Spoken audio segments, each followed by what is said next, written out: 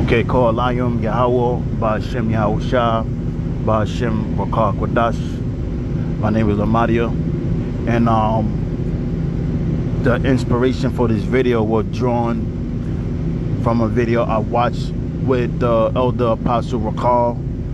Alongside with him was Elder Apostle Ramlap, and they pretty much spoke about responsibility. So I just want to build on that shortly, because I can't make this video too long because I'm at the plantation on my break. So I'll try to say a lot within a little bit of time. So the first thing I want to talk about is responsibility. What is responsibility? Now, responsibility is the response that need attention. And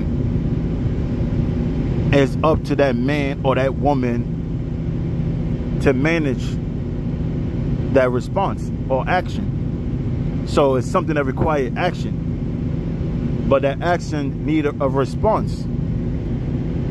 Now, in certain cases, you know, certain guys may always be uptight,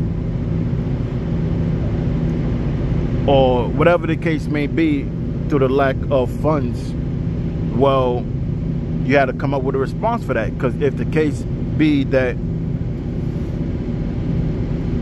the job you have is not paying enough for your necessities, maybe you want to look into something different.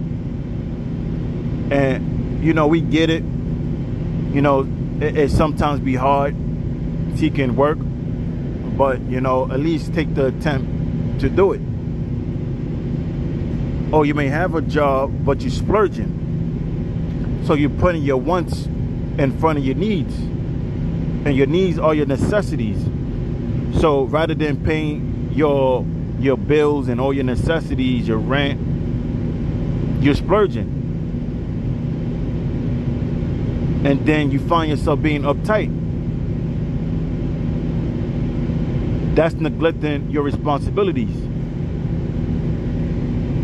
So again, responsibility means to have a response to something that needs attention.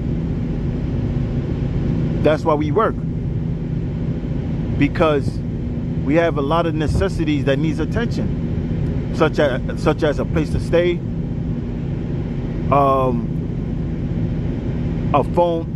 phone with service. You had to pay that phone service every month. Maybe some Wi-Fi, food, clothing, gas in your car.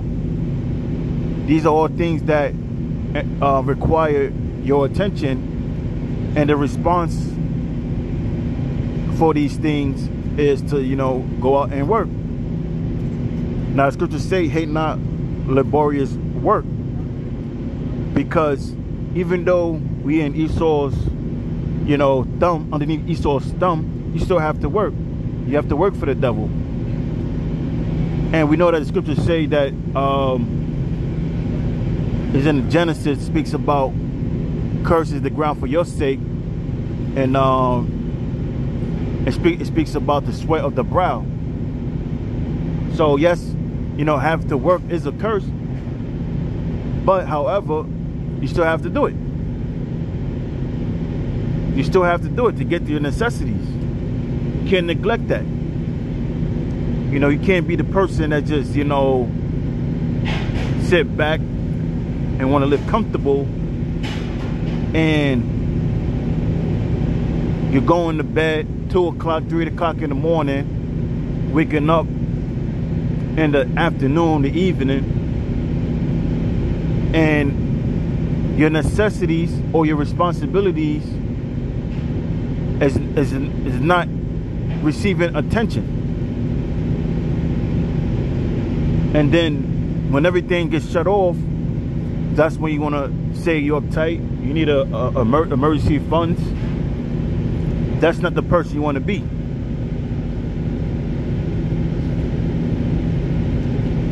So those are certain a little bit of examples of, you know, of responsibilities. And the Lord called us into the truth to be men. And you're supposed to evolve from having a little boy mentality to a man mentality. Because little boys have a mind state of being taken care of. Men have the mind state of having responses for problems. So that's what you want to be, a man. And the scriptures say to show thyself as men. And that's another thing. That's another thing. That's what it means to be wise. Now, when you look at the word wise and the word wits both share the same root word.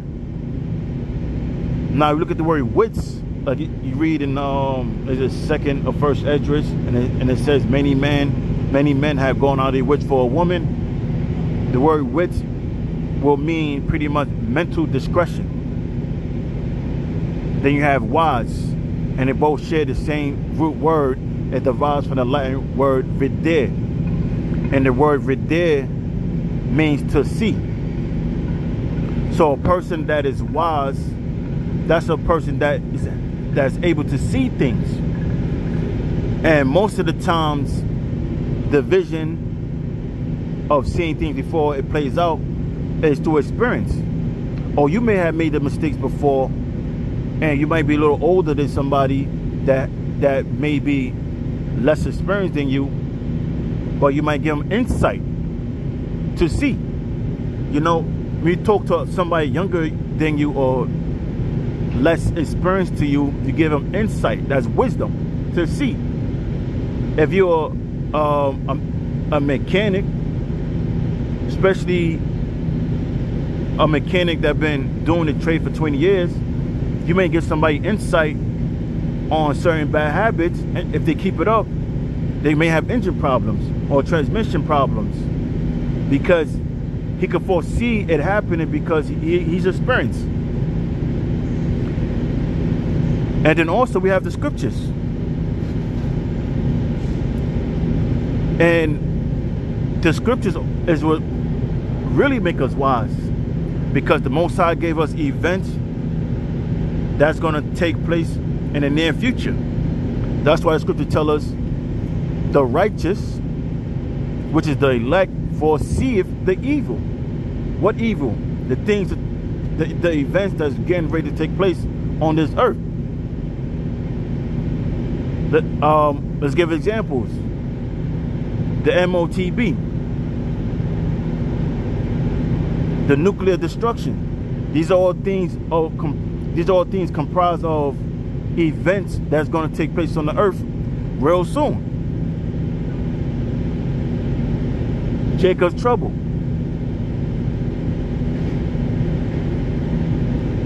So the scriptures is what make us wise, most of all. But you have to apply the scriptures, because it's not about regurgitation, it's about application. Application means to apply something. So when you read the word, when you read the scriptures, you have to put into action.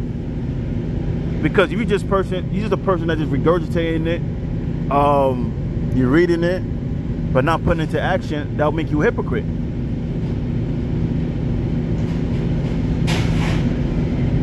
Okay? So now, going back to the word responsibility, like we stated, it means to have a response. And when you neglect the things that needs attention, you become unresponsive. In other words, unresponsible. And that's not the person you want to be. But I'm going to just keep this short, Lord willing. I'll come back to this maybe later on in the day. and where I'm able to hit more scriptures. But Lord willing, this was edifying, and I'm gonna say Kohalayim Yahweh, Ba'ashem Yahushua, Ba'ashem Vakar Kodash, Shalom.